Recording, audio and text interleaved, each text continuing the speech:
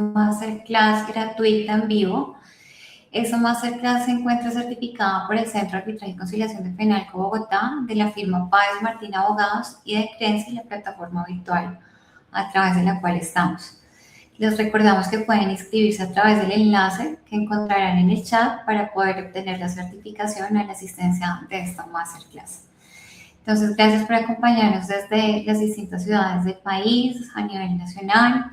Este espacio ha sido creado por Crency, pues con el propósito de acompañarlos a ustedes en esta temática tan importante que es los procesos concursales. En la sesión de hoy nos acompaña la doctora Paola Páez y el doctor Daniel Castro. Entonces, para presentarlos aquí con nosotros, la doctora María Paola Páez es ingeniera financiera, educadora y consultora especializada en gestión de flujo de caja y orden financiero para personas y empresas. Cuenta con formación en gerencia estratégica y prosperidad financiera y se desempeña como mentora y tutora financiera, acompañando empresas y emprendedores en la recuperación del control de sus finanzas, el fortalecimiento de la liquidez y la construcción de una relación sana y estratégica con el dinero. Entonces, bienvenida, doctora María Paola. También está el doctor Daniel, abogado con maestría en Derecho Mercantil y especialización en Derecho Comercial, con más de 10 años de experiencia en el sector público y privado. Ha liderado y gestionado procesos de insolvencia empresarial en sus distintas etapas, tanto desde la Superintendencia de Sociedades como desde la Consultoría Legal Corporativa. Actualmente es abogado senior de la firma Páez Martín Abogados y enfocado en litigios civiles y comerciales. Entonces, a los dos, bienvenidos. Gracias por este espacio. Bueno, vamos a iniciar con esta temática y pues la primera pregunta y la que gira en torno a esta masterclass es ¿qué hacer cuando tu empresa entra en crisis financiera? Entonces, me gustaría preguntarles aquí a los ponentes cuáles son esos primeros pasos de qué se debe hacer. Doctor Daniel. Claro que sí, muy buenas tardes para todos, doctora Gómez, doctora Páez, un gusto saludarlas, a todas las personas que nos ven en este momento, un saludo cordial, bienvenidos, y pues para mí es un gusto y un honor estar en esta masterclass relacionada con procesos de insolvencia empresarial. Con respecto a tu pregunta, lo primero que tenemos que tener en cuenta es que los procesos de insolvencia empresarial están pensados para la crisis financiera de los empresarios y de las sociedades comerciales. Estos procesos se piensan desde su creación en el contexto en el cual una empresa, así como puede estar en una situación habitual de su operación y de su desarrollo del objeto social, puede entrar también en situaciones críticas que lo lleven a tener que tomar medidas radicales. Entonces, ¿cuándo la crisis se vuelve un riesgo jurídico real? Lo primero que hay que tener en cuenta es que desde la perspectiva de las empresas, el ámbito jurídico es relevante. Vemos que desde la Constitución misma hasta la integración de sus órganos sociales, como las juntas directivas, las asambleas, la designación de los representantes legales, tienen un componente alto jurídico. Y desde la perspectiva externa, todas las relaciones que tienen los empresarios con los agentes externos, como pueden ser, por ejemplo, los proveedores, las entidades financieras, las entidades públicas, pues conllevan y tienen un componente alto jurídico. Entonces, cuando la empresa entra en crisis, empiezan los problemas con los agentes, tanto internos como externos. Entonces, vemos que cuando la compañía está pasando por una situación financiera difícil, empiezan los conflictos entre accionistas, empiezan los conflictos entre accionistas y representantes legales, empiezan los problemas con los trabajadores, empiezan los problemas con los proveedores. ¿Por qué? Porque simplemente pues no hay dinero, no hay liquidez para poder cumplir con todos estos agentes. Y esta situación hace pues que la empresa y el empresario entre en un ataque y en una defensa constante en donde por todo lado va a recibir requerimientos, va a recibir críticas, va a recibir ataques, porque pues sabemos que cuando están las deudas es que empiezan los problemas. Esta situación crítica en la Ley 1116 del 2006, que es la norma que regula el régimen de insolvencia empresarial en Colombia, se evidencia en su artículo 9 en un supuesto que se llama la cesación de pagos. La cesación de pagos pues se refiere a la carencia de posibilidad de poder seguir cumpliendo con las obligaciones que tiene una empresa. Esta cesación también, o esta figura de la cesación de pagos, también la evidenciamos en el artículo 19 del Código de Comercio, como una causal de los deberes y obligaciones de los comerciantes. ¿En qué sentido? En que cuando hay una cesación de pagos, el deudor en cesación tiene la obligación, tiene la carga de ponerlo en conocimiento ante un juez precisamente para tomar medidas al respecto. Entonces, esta cesación de pagos se evidencia a primera vista cuando el empresario se sienta y dice definitivamente tengo muchas deudas, poca liquidez y no sé cómo cumplir con todos estos acreedores que tengo. En la ley lo simplifican aún más, porque la cesación de pagos la reducen a 2 o más obligaciones con 2 o más acreedores que tengan obligaciones vencidas por más de 90 días o 2 procesos ejecutivos en contra del deudor. Entonces, la crisis financiera se evidencia y se nota en la ley de insolvencia empresarial cuando el empresario está en cesación de pagos. De la falta de liquidez ya hablé, cuando simplemente no hay dinero suficiente para poder pagar a todos los acreedores. Y pues, ¿qué pasa? Que cuando el deudor entra en esta situación con los acreedores, hay un factor que se pierde y que es muy difícil de recuperar, y es la pérdida de.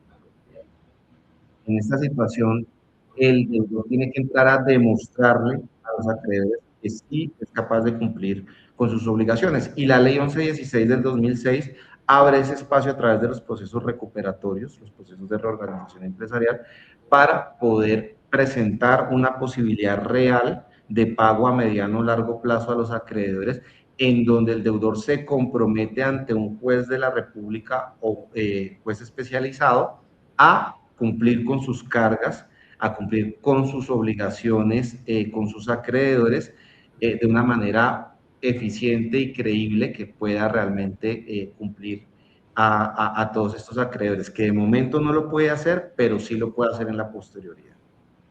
Gracias, doctor Daniel.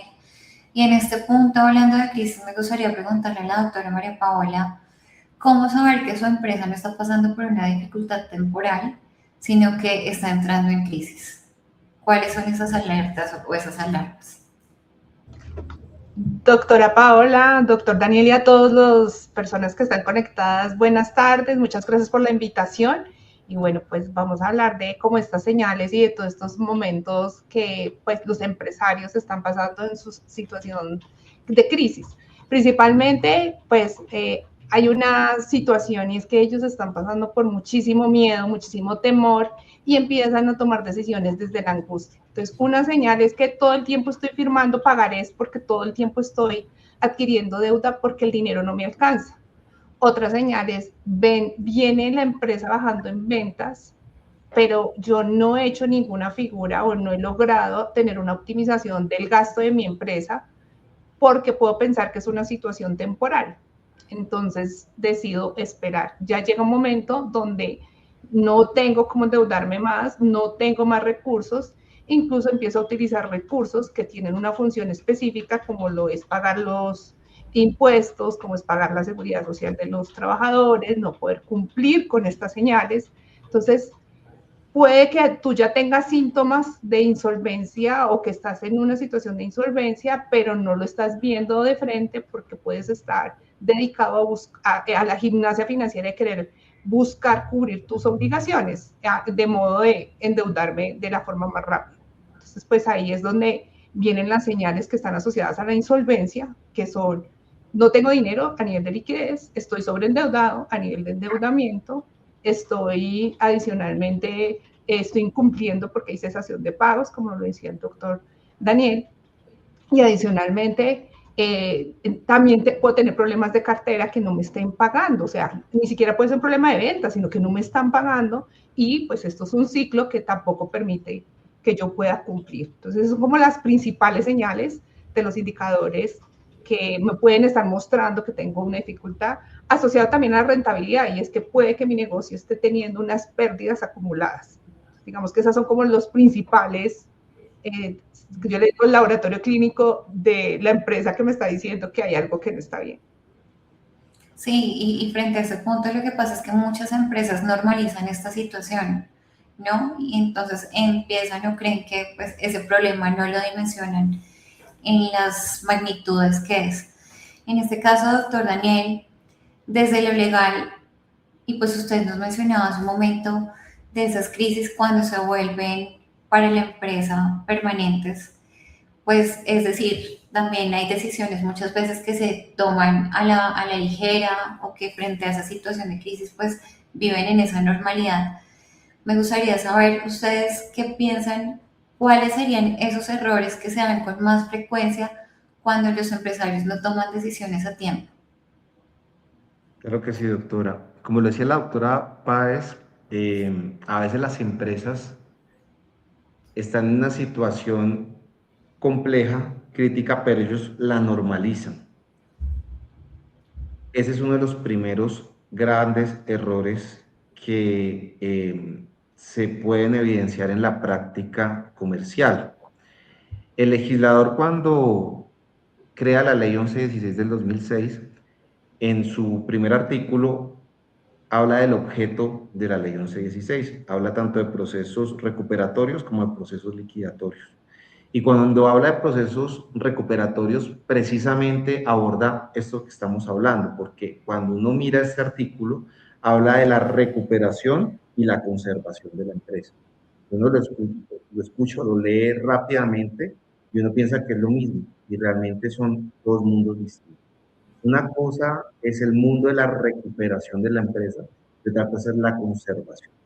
Cuando hablamos de la conservación, estamos hablando de una empresa en un escenario de dificultad, pero un escenario en donde la empresa está operando, está actuando, está trabajando, ¿sí? En donde está simplemente conservándose, trabajando, y puede que tenga unas deudas, pero no está en una situación crítica. La recuperación, ¿de qué trata? La recuperación es cuando ya la empresa entró en una situación crítica. Cuando yo me recupero de una enfermedad es porque ya pasé por una enfermedad y ahora estoy tratando de salir adelante. Entonces, la recuperación es algo parecido. La recuperación de las empresas es cuando la empresa ya entró en una crisis y vamos a tratar de sacarla a flote. La conservación de la empresa se da cuando la empresa aún está bien, pero sabemos que en un corto, mediano plazo vamos a estar mal. Entonces, a eso se refiere el legislador cuando habló de recuperación y conservación. Entonces, ante estas dos situaciones, la ley 1116 da dos caminos, o le abre la apertura mejor a las empresas en cualquiera de estos dos escenarios. La cesación de pagos, cuando yo hablaba previamente, se da cuando la empresa ya está en crisis, ya hay que recuperarla. ¿Por qué? Porque ya cesaron los pagos. Y la incapacidad inminente de pago se da en el escenario de la conservación de la empresa. Cuando yo tengo una empresa que sé que va bien, pero que el flujo de caja me demuestra que en unos meses voy a estar mal, entonces puedo entrar a la insolvencia empresarial a través de la incapacidad inminente de pago. Sucedió, por ejemplo, en el caso de Justo y Bueno. Justo y Bueno entra a un proceso de insolvencia empresarial en la Superintendencia de Sociedades, no porque ya estuvieran quebrados, no porque ya estuvieran en una deuda insostenible, sino porque de acuerdo a sus estados financieros, a sus proyecciones, sabían que en unos pocos meses iba a ser impagable los contratos de arrendamiento y demás deudas que tenían en la pandemia. Entonces, un primer error que se da con frecuencia con relación a los empresarios es no saber identificar en qué situación está su empresa, en un estado de conservación o de recuperación. Pero para ello, la ley 11 de 16 se adelanta y da esos dos caminos para que sea que usted esté en uno o en el otro, pueda entrar a un proceso recuperatorio y pueda salir avante. Un segundo error es el no buscar asesoría especializada. Los empresarios son personas muy ágiles que todos los días se enfrentan a diferentes desafíos que tienen una carga y una presión absurda, y más en un país como Colombia donde es tan difícil hacer empresa. Yo sé que acá nos están escuchando empresarios, emprendedores que de pronto hasta ahora están empezando, representantes legales de las sociedades, y saben de lo que les estoy hablando. Hacer empresa no es fácil, y muchas veces nos gana la soberbia o nos gana la idea o la concepción de pensar que tengo todas las respuestas. La insolvencia empresarial está precisamente para ayudar al empresario. Y creo yo que en una situación de crisis financiera, el no buscar una asesoría o no buscar una asesoría adecuada es un grave error. En mi experiencia como juez en la Superintendencia de Sociedades, me di cuenta muchas veces que las empresas se iban a liquidación no porque no tuviesen un buen flujo de caja, no porque no tuvieran las capacidades o el personal necesario para salir adelante, sino por una mala asesoría o por no asesorarse. Habían empresarios que entraban ya en una situación demasiado difícil, ¿sí? O sin los recursos suficientes para lograr confirmar un acuerdo de reorganización. Otro grande error es actuar luego de tener los activos embargados. Uno de los grandes beneficios que tiene la ley 1116 con relación a los procesos de reorganización empresarial, junto con la ley 2437 del 2024, que si nos da tiempo hablaremos un poquito también de esta ley que trae un abanico nuevo de posibilidades de procesos de insolvencia, como son las reorganizaciones abreviadas, las liquidaciones simplificadas, las negociaciones de acuerdos de reorganización y los PRES, que son los procesos de recuperación empresarial ante las cámaras de comercio.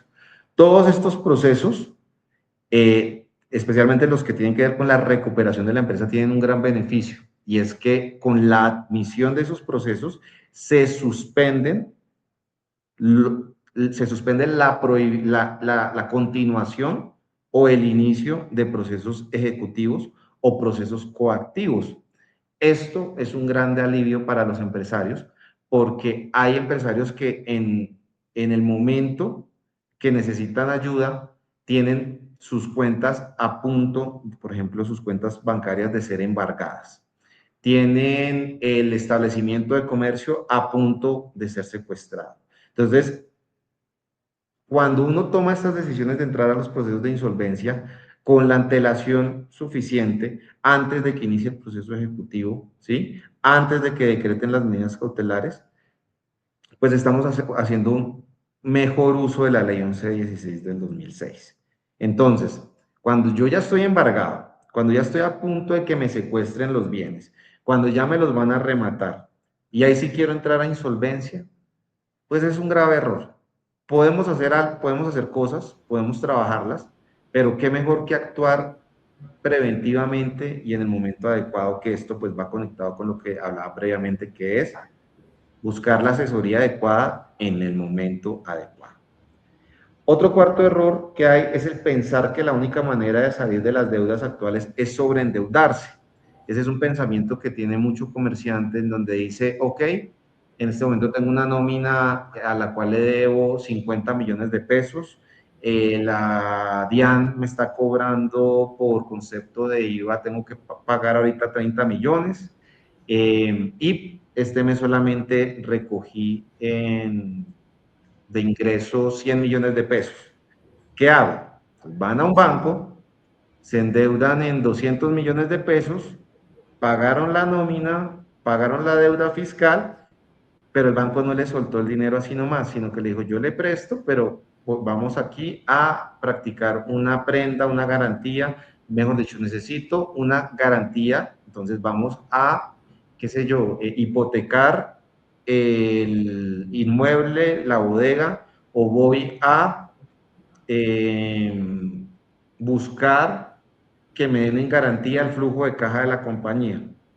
gravísimo error. Ya gran parte del patrimonio quedó comprometido. ¿Y por qué se tomó la decisión? Porque pensamos que a veces sobreendeudarnos es la solución al endeudamiento. Es tapar un hueco con otro hueco. Entonces, sobre ese punto, precisamente está la ley 1116. ¿Por qué? Porque la ley 1116 no te va a obligar a ti a endeudarte más de lo que ya estás endeudado. De por sí, entrar a un proceso de ley 1116 es gratuito. Tú puedes presentar la solicitud, obviamente con todos los requisitos y todo lo que exige el juez especializado, pero el juez no te va a cobrar un peso por entrar a un. ¿Qué va a pasar en la insolución? Vas a poder reestructurar tus pasivos. Entonces, ya de entrada, los efectos de las deudas se detienen, ¿cierto? Ya no te pueden cobrar esas obligaciones que se causaron hasta el momento en que se admitió el proceso, sino que los acreedores tienen que detenerse un momento, darte espacio para que tú reestructures tus pasivos y empezar a negociar. ¿Para qué? Para que el pago se haga con posterioridad, cuando tú ya tengas nuevamente un alivio, tú puedas respirar, puedas reestructurar tus finanzas y de esa manera salir adelante de esa crisis.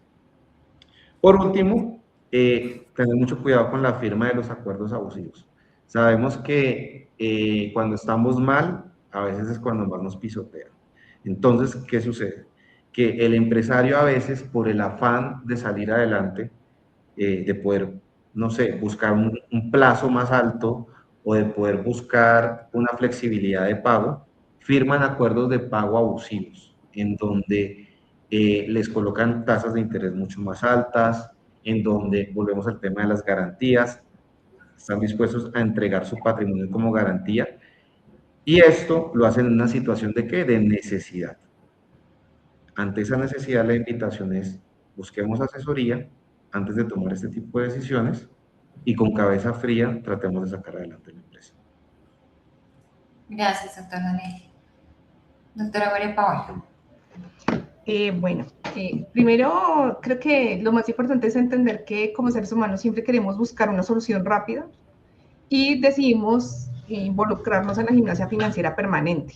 Entonces ahí yo creo que hay un tema que yo lo enfocaría en tres grandes bloques, y es, la primer error es que no tiene información clara, o sea, no sabe por qué llegó a esa situación. Puede ser muchas cosas internas que se ven financieramente, pero pueden estar de origen desde antes, desde las mismas ventas, desde la operación, o que empecé a vender menos y gasto más, o bueno, pueden haber muchas causas, pero yo no tengo claridad de por qué llegué ahí financieramente hablando. También no tengo claro como el camino que debo tomar. Entonces aquí conecto con lo que decía el doctor Daniel acerca de una asesoría respecto a saber por dónde debo tomar y qué plan por dónde debería moverme para encontrar una solución. Entonces, a nivel de no tengo clara la razón, entonces me lleva a tomar decisiones equivocadas e impulsivas. Segundo, normalmente estar en un momento de crisis, normalmente los empresarios, los emprendedores lo asocian a estoy teniendo un fracaso y nadie se puede enterar. Entre menos personas se enteren, mejor. Entonces, la información no se transmite de manera adecuada, no se informa tanto internamente como exteriormente, pues que estamos en una situación de cambios o que se está dando una generación. ¿Qué es lo bueno en todas las soluciones de insolvencia? Es que siempre los problemas se pueden resolver si se llega a tiempo o si se atiende de manera oportuna. Entonces, ahí me parece que es importante hacia la información, tanto interna como externa. Y por último, pues que creo que es lo más fuerte es tomar decisiones financieras soy impulsivo, desde la impulsividad, y es, tengo que conseguir recursos, salgo a vender los activos si son los activos productivos, empiezo a usar recursos y buscar recursos afuera a cualquier tasa, como lo decía el doctor Daniel Castro, a nivel de coger la tasa más abusiva porque necesito recoger los recursos y al final no poder pagar.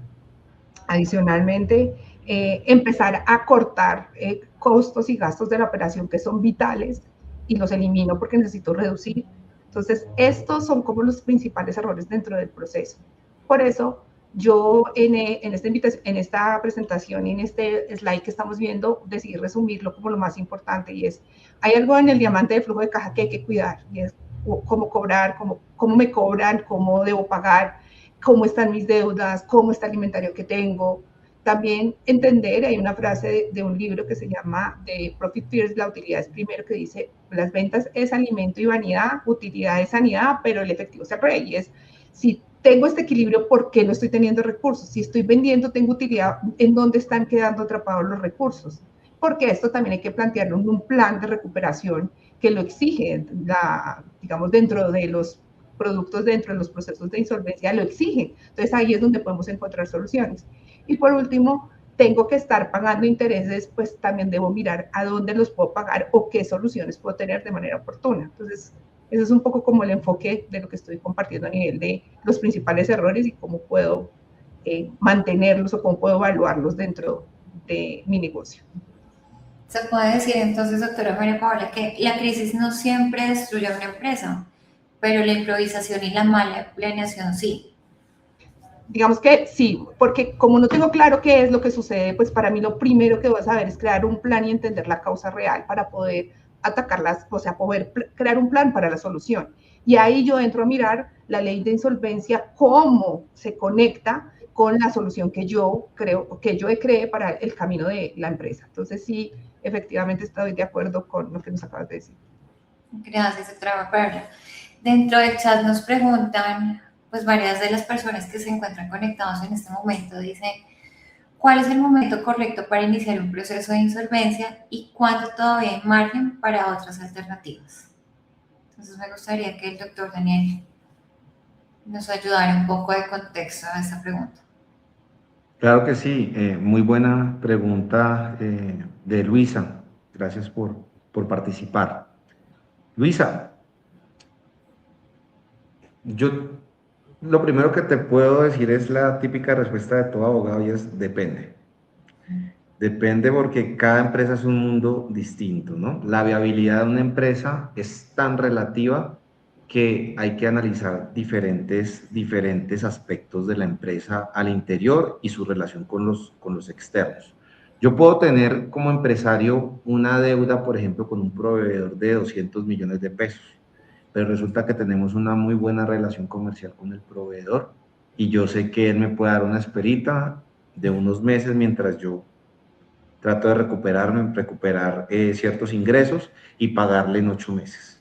Pero puedo estar en el mismo escenario de una deuda de 200 millones de pesos con un proveedor que por el contrario hemos tenido diferentes conflictos. La obligación se vence hoy y sé que está esperando que yo le dé papaya para iniciar un proceso ejecutivo y caerme con todo. Entonces, la respuesta hay que hacerla de acuerdo a un estudio que se hace con la empresa en particular, conociéndole el número de trabajadores, obligaciones de seguridad social, obligaciones tributarias y varios aspectos. Ahora, una primera base o un primer inicio, Luisa, es mirar si estoy en una situación en donde mis deudas superan mis activos. Si yo llego a un punto en donde mis ingresos no me permiten pagar mis deudas mensuales, ya es una red flag. Ya tengo que mirar qué hago y la insolvencia es un buen camino, porque cuando tú ya entras en un estado en donde te entran 100 pesos, pero tienes que pagar 200 mensuales, eso se te vuelve una bola de nieve. Y en cuestión de 6 meses te quiebras. Además, porque súmale algo adicional, son los intereses moratorios. Los intereses moratorios en gran parte de las circunstancias que viven las empresas llegan a superar la deuda del capital. Entonces, el tiempo nos empieza a jugar en contra. Entonces, si tú estás en una situación en donde las empresas no tienen cómo pagar sus deudas mensuales, es un primer síntoma importante, relevante a tener en cuenta, para saber que puede ser un momento para iniciar un proceso de insolvencia en el contexto de la recuperación, de la reorganización empresarial. Porque tú también como empresaria, Luisa, puedes estar en un contexto en donde sabes que no quiero recuperar mi empresa, quiero liquidarla, quiero acabarla, ya estoy cansada de esta empresa y lo mejor es reiniciar un nuevo negocio. Entonces, en ese contexto, cuando la empresa también está en una situación ya no crítica, sino imposible, es un buen momento en donde también yo puedo replantearme si la reorganización es un camino o si de pronto también puedo ir hacia la liquidación, no seguir generando endeudamiento hacia mis agentes externos, tratar de tomar lo que tengo como patrimonio de la empresa y pagarle a la mayor cantidad de acreedores, salir de la mejor manera posible con ellos y tratar de rehacer un nuevo negocio. Entonces, el enfoque tiene un enfoque jurídico, pero también tiene un gran componente financiero que creo que la doctora Páez, que es experta en esos temas, también me puede ayudar a complementar. Claro, mira, yo pienso que hay dos indicadores vitales aquí. Y es cuando yo estoy sintiendo que estoy firmando muchos pagares para la deuda, como que estoy en esta gimnasia y todo el tiempo estoy pidiendo préstamos, creo que ahí es el momento de, hay una señal que no está bien. Empezó a dar pérdidas mi negocio, esa es una señal de que no está bien. O sea, no, a veces, ¿qué sucede en las empresas? Que revisan estados financieros solamente una vez al año para pagar, a ver si ganó o no ganó y tengo que pagar. Entonces, el estado financiero se tiene que revisar mes a mes. Y si yo empiezo a tener pérdidas, es una señal de que algo no está bien. Y si esas pérdidas me empiezan a acumular, es una señal de que no, algo no está bien. Estas dos señales te pueden dar a ti un margen de maniobra, es decir, de empezar a mirar otras alternativas antes de un proceso de insolvencia. Pero si ya el endeudamiento ha pasado un límite, si ya no tengo, no estoy recibiendo más caja, ya le debo a todo el mundo y no he podido darle una respuesta adecuada a mis acreedores, ya ahí puede ser un tema crítico que me esté llevando a que la insolvencia sea, o estar en un proceso de insolvencia sea mi único camino.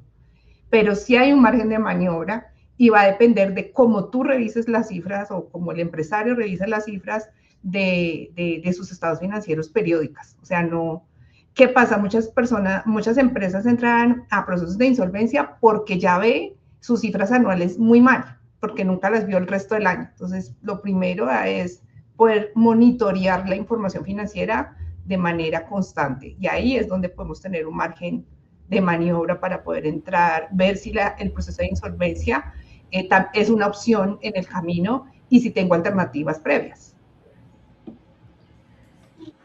Gracias, doctora María Paola. Y en este punto me gustaría tocar la comunicación entre una empresa en crisis. O sea, ¿qué pasa cuando una empresa en crisis maneja una mala comunicación en medio de la misma? ¿Cuáles son esas situaciones que se tornan más gravosas, creería yo, frente a esa mala comunicación y frente a una falta de estrategia, como lo hablábamos? Doctora María Paola. Bueno, la comunicación me parece que es lo más vital. Yo creo que los procesos, digamos que tienen mejor resultado en diferentes crisis porque todas las empresas en algún momento las tienen, es poder hablar desde la verdad, desde la claridad también y siempre, siempre pensando que hay una solución en el camino. Normalmente se crea un ambiente demasiado denso y se empieza a hablar de manera negativa y de manera incorrecta. Entonces, es vital poder hablar con los proveedores y decirles la verdad, porque esto es un ciclo, ¿no? O sea, si yo no le puedo pagar a mis proveedores, pues mis proveedores no le pueden pagar, no pueden cumplir sus obligaciones.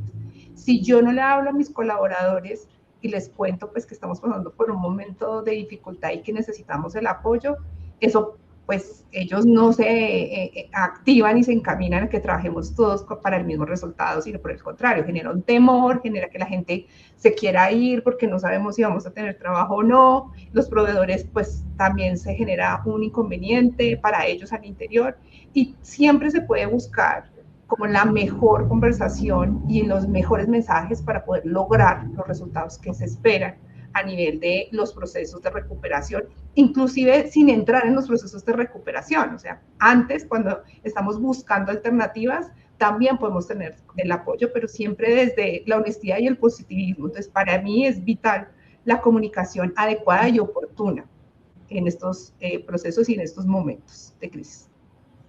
Gracias, doctora María Paola. Bueno, yo creo que ustedes, por la experiencia que tienen, han visto las diferencias entre una empresa que decide a tiempo y actúa a tiempo a la empresa que decidió esperar y no tomar ninguna acción. Entonces, ¿cuáles son esos primeros signos visibles o evidentes de la empresa que actúa a tiempo y de la que definitivamente espera?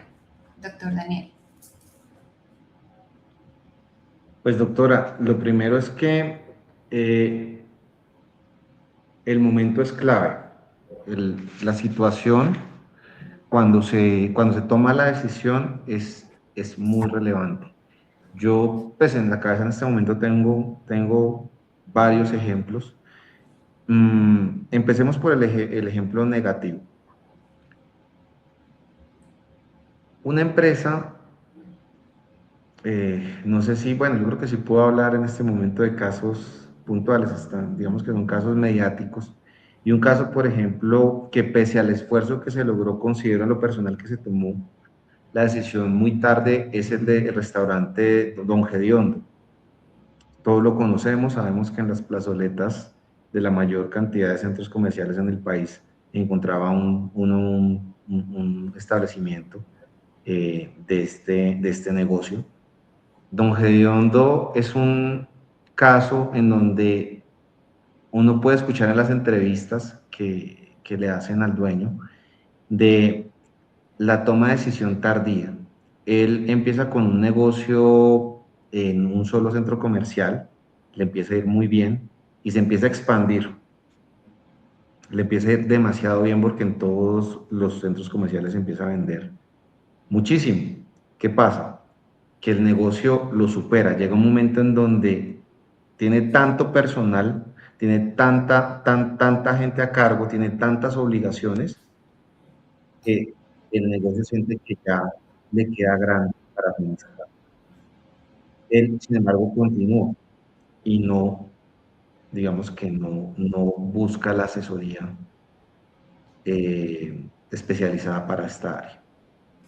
Cuando él entra al proceso de reorganización empresarial en Bogotá, pues ya el sobreendeudamiento era gigante. Tenía tantas deudas que eso le implicaba tener que buscar demasiados acreedores para conseguir un acuerdo de reorganización. Si tal vez él no hubiese dejado crecer tanto las obligaciones, de pronto los pasivos hubiesen sido más fáciles de pagar. En todo caso, hacen un ejercicio muy interesante sus asesores cuando entran a insolvencia y logran confirmar el acuerdo de reorganización. Alcanzó a estar en ejecución algunos años, creo que unos 2 o 3 años, y en este momento ya está en liquidación judicial. ¿Por qué razón? Porque precisamente la decisión de haber buscado un proceso de insolvencia cuando era aún viable conseguir, digamos que el pago a sus acreedores, pues se tomó muy tarde. Ejemplos exitosos, pues no sé, en este momento se me viene a la cabeza el caso de Colfrance. Colfrance es una empresa que no sé si de pronto varios de los que están acá la conocen, es una empresa de lácteos que venden productos en diferentes almacenes y ellos, al igual que sus accionistas, entraron a un proceso de insolvencia separado de reorganización empresarial. Primero ingresaron a la empresa en una situación en donde, si bien tenían un pasivo grande, tenían también un músculo financiero fuerte. Digamos que tenían suficiencia para poder pagar por lo menos la nómina de sus trabajadores.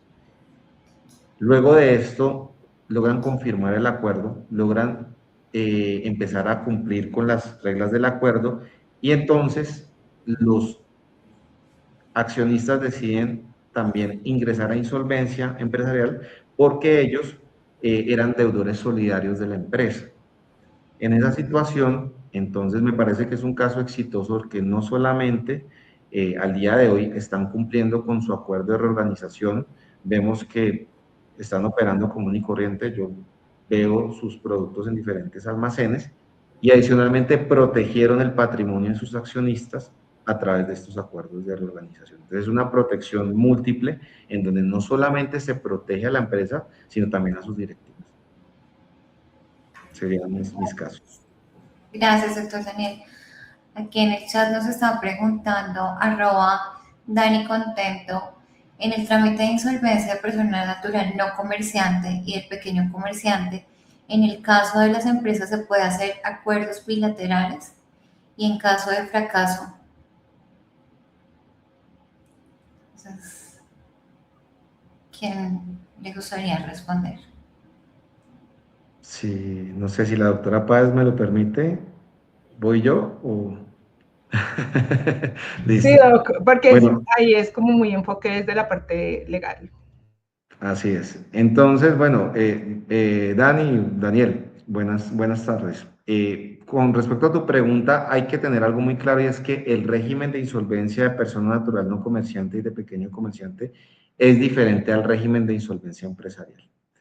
El régimen de persona natural no comerciante lo regula el Código General del Proceso, complementado por la Ley 2445 del 2025. El régimen de insolvencia empresarial es Ley 1116 del 2006, complementado pues con Ley 2437 del 2024 y pues muchas normas más. El régimen de insolvencia de persona natural no comerciante se centra en las personas naturales. Entonces tú ya tienes que descartar de plano las personas jurídicas. Entonces ya dentro del mundo de las personas naturales, miramos si son personas naturales no comerciantes o las denominadas personas naturales pequeños comerciantes, en donde pequeños comerciantes son los que tienen menos de 1.000 salarios mínimos como activos. Pero todo esto para ubicarte en el campo del régimen de persona natural no comerciante, solamente personas naturales. Ahora, vámonos para el régimen de persona de insolvencia empresarial. Aquí ubicamos las sociedades comerciales, los patrimonios autónomos, las sucursales de empresas extranjeras y también las personas naturales comerciantes. Entonces, te preguntarás, ¿cómo así? O sea, que pueden haber personas naturales en el régimen de persona natural no comerciante y en el régimen de insolvencia empresarial. La respuesta es que sí, pero con ciertas diferencias. Para el régimen de insolvencia de persona natural no comerciante entran los comerciantes que tengan, como lo decía anteriormente, que tengan un activo hasta en 1.000 salarios mínimos legales mensuales vigentes. Si tú tienes 1.001 salarios mínimos, ya no puedes entrar al régimen de insolvencia de persona natural no comerciante. Ahora, ¿qué pasa con los comerciantes que tienen más de 1.000 salarios? Ahí es donde se abre la ventana para el régimen de insolvencia empresarial. Entonces, a tu pregunta, y discúlpame que ponga tanto contexto, pero es para responderla de una mejor manera, ubiquémonos en el régimen de insolvencia empresarial, en donde pueden haber tanto empresas como personas naturales. Ahora, la pregunta que tú dices es, en la insolvencia, en trámites de insolvencia de persona natural no comerciante y de pequeño comerciante, en el caso de la empresa, se pueden hacer acuerdos bilaterales. Entonces, si tú estás hablándome de empresa, tendríamos que ubicarnos en el régimen de insolvencia empresarial. Y en ese régimen de insolvencia, lo que sí podemos hacer es traer a los controlantes de las empresas. Pensemos qué es un controlante. Entonces, el controlante a veces se confunde con el representante legal, pero no es así. El controlante es quien tiene el control sobre una empresa. ¿Quién tiene el control sobre la empresa? El órgano social, que es la asamblea de accionistas. ¿Quiénes componen la asamblea? Los accionistas. Entonces, ¿quién tiene control sobre una empresa? El accionista mayoritario. ¿Ese accionista mayoritario lo podemos traer a un proceso de insolvencia empresarial? Por supuesto que sí. ¿Podemos hacer acuerdos bilaterales? Entonces, hay que también hacer una precisión. Los procesos de insolvencia empresarial de empresario y controlante se hacen por separado, pero los podemos coordinar. Y en esa coordinación, si tú, por ejemplo, como controlante tienes deudas solidarias, donde tú firmaste como deudor solidario sobre tu empresa, entonces tú puedes negociar con esos acreedores para que te acompañen favorablemente en el acuerdo de reorganización a la empresa y a ti como persona natural. Y esos acuerdos lo haces a través del voto, pero teniendo en cuenta que los dos procesos son independientes el uno con el otro.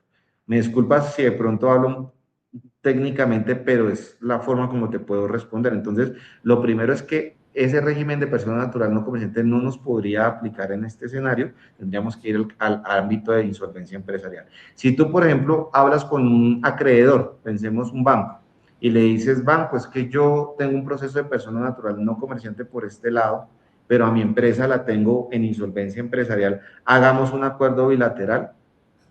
El banco te va a decir, son dos mundos diferentes, a mí no me interesa, yo voy allá a su proceso de persona natural no comerciante y allá miramos qué hacemos, si de pronto allá lo acompaño o no, y lo mismo haré allá. Pero un acuerdo bilateral no puedo hacerlo porque son dos regímenes distintos.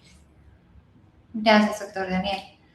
Bueno, y en este punto, ya precisando pues el marco normativo entre la ley 2445 y la ley 1116, es importante pues a los empresarios y las personas que están aquí conectadas ver el trámite, los trámites concursales como el llamado debido diagnóstico y un diagnóstico a tiempo, ¿cierto? Y en esta medida es, miremos que no necesariamente tenemos que esperar a que explote la crisis y esa crisis financiera que hablamos o a que ya es el problema, sino verlo desde un marco preventivo, como lo hablaba la doctora María Paula Páez, y desde un marco preventivo con un acompañamiento legal, ¿cierto? Entonces vemos que, porque un financiero y un abogado, porque este es el completo para poder dar respuesta a esa crisis que pues hoy en día se ven pues los empresarios en sí de sus equipos de trabajo. Entonces, comunicación clave, como lo mencionaba la doctora María Paula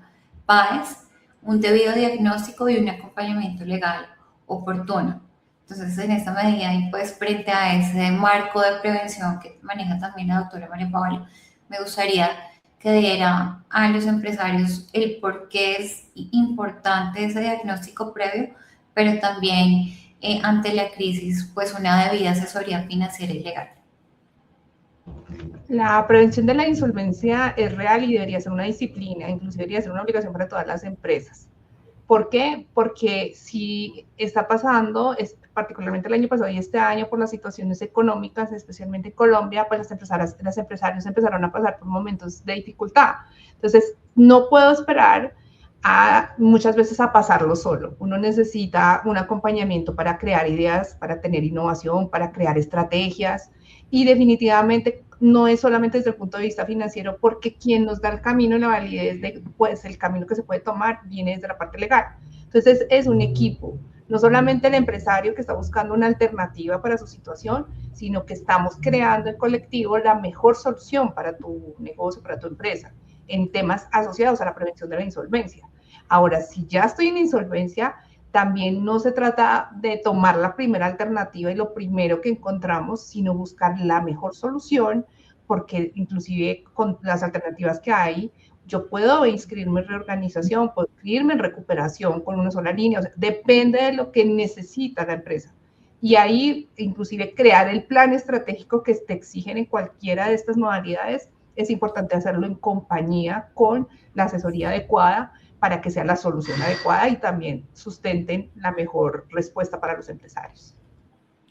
Gracias, doctora María Paula. Y desde el marco legal, doctor Daniel, usted como es juez en procesos ante las supersociedades y su experiencia hoy en el campo de la firma y pues en esta firma tan importante como lo es Páez Martín Abogados, ¿por qué es tan importante ese acompañamiento legal? Sí, doctora Paola, pues el componente jurídico es igual de relevante que el componente financiero. Desde la solicitud de iniciación del proceso hasta la confirmación y la ejecución, todas estas etapas de los procesos recuperatorios se encuentran enmarcados en una ley, o mejor, en varias leyes. ¿Quiénes manejan o quiénes son los profesionales en entender y aplicar la ley? Pues los abogados. Entonces, el componente jurídico es muy importante porque para poder entender los requerimientos del juez, para poder cumplir con las etapas y con las normas de la ley 1116, pues es necesario hacerlo a través de un abogado. Así como lo es también para poder identificar las deudas reales que tiene el empresario, para poder hacer una debida contabilización de los porcentajes de votos que se requieren para aprobar un acuerdo de reorganización, para poder elaborar un inventario valorado de bienes, para poder hacer un correspondiente proyecto de calificación de créditos, para poderle hacer un buen seguimiento al acuerdo de reorganización. También es indispensable el acompañamiento financiero. Entonces, Acá esto es un trabajo en equipo, como lo dice la doctora Paola, y obviamente el protagonista va a ser el empresario, quien nos va a dar todo el insumo necesario para poderlo acompañar bien en este tipo de trámites. Sobre el diagnóstico, acá nos sentamos a diario con empresarios y nos damos cuenta que las necesidades son distintas. Acá sí voy a copiarle la frase a una doctora en estos procesos de insolvencia, que ella siempre en sus conversatorios dice que la insolvencia es como un traje a la medida. Es decir, dependiendo el tipo de necesidades que tiene la empresa, podemos adecuar el proceso. Por ejemplo, pensemos en que una empresa solamente tiene acreencias con sus entidades financieras, o por lo menos las deudas más grandes. Puede tener deudas pequeñas con los trabajadores, con las entidades fiscales, pero el centro de su crisis está con los bancos. La ley 2437 hoy en día, y en pandemia, nos permite, en la época de pandemia también, bueno, que eso es otra historia, pero actualmente la ley permite hacer acuerdos de reorganización por categorías. Entonces, si el empresario tiene sus problemas con las entidades financieras, ¿para qué meter a todos los acreedores? Enfoquémonos en las entidades financieras y tratemos de hacer un buen acuerdo con las entidades financieras. Si necesitamos lograr un acuerdo de reorganización rápido, eficiente, hay unos procesos hoy express que nos ayudan a eso. Si por otro lado más bien necesitamos espacio, tiempo, para poder mantener, por ejemplo, unos procesos ejecutivos suspendidos, hay otro tipo de procesos. Entonces, insisto, depende la necesidad que tenga el empresario y para eso es que es tan importante el diagnóstico que tiene que realizarse desde una perspectiva jurídica y financiera. Muchas gracias, doctor Daniel. Bueno, en este punto, pues me gustaría hacerle la invitación a los empresarios. Pues vemos que este es el seminario para gerentes en asuntos de insolvencia y es un programa que está hecho y elaborado precisamente para el empresario que cree que no hay opción o alternativa alguna y vea que a través de las alternativas que hoy a grosso modo vimos, es un debido diagnóstico, un debido acompañamiento, el entender y el dimensionar en qué momento puede llegar a ser una herramienta eficaz y una herramienta eficiente la insolvencia o un trámite concursal o en qué momento pues hay que tomar ya otras medidas. Entonces, primero, frente a ese diagnóstico, la invitación está a los gerentes, a los empresarios que pues entiendan un poco más, que no le tengan miedo, que en este diplomado y en este seminario pues van a tener todas las herramientas importantes para poder diagnosticar o por lo menos entender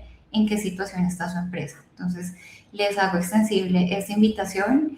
El Centro de Arbitraje y Conciliación de FENALCO Bogotá, Páez Martín Abogados y Crency tiene una formación 100% virtual. Pueden tomar las clases de manera virtual en el horario que ustedes, si no se pueden conectar de 6 a 8, de 6 a 9 de la noche, pues en cualquier momento del día cuando puedan ver las grabaciones. Entonces, pues hago extensible esta invitación que están viendo acá y pues me gustaría que los docentes ya como cierre final dieran como la importancia del por qué hacer este tipo de formación y por qué está tan dirigido a estos empresarios y a los gerentes. Doctora María Paula. Digamos que resalto que lo principal que tiene el seminario es que es muy práctico, es desde la realidad, son con casos reales, tocamos los temas más elementales a nivel financiero, todo aquello que es súper sensible en un diagnóstico para poder presentar una propuesta de solución. Desde esta parte práctica, desde casos reales, es muy práctico y agrega muchísimo valor verlo desde esta experiencia y desde los casos reales. Entonces, de ahí tomo como el valor agregado que tiene el seminario. Gracias, doctora María Paula. Doctor Daniel. No, el seminario, pues como lo dice la doctora Páez, es un seminario muy práctico, muy útil, enfocado al ejercicio de la insolvencia diaria. Obviamente habrá un componente importante de teoría, teniendo en cuenta pues que la teoría es relevante para poderla aplicar, pero entonces el diplomado o el seminario va enfocado precisamente a preparar tanto empresarios como abogados o como profesionales en áreas sociales para poder adelantar procesos de insolvencia empresarial en donde abordaremos pues gran parte de estos procesos, como lo indicaba previamente.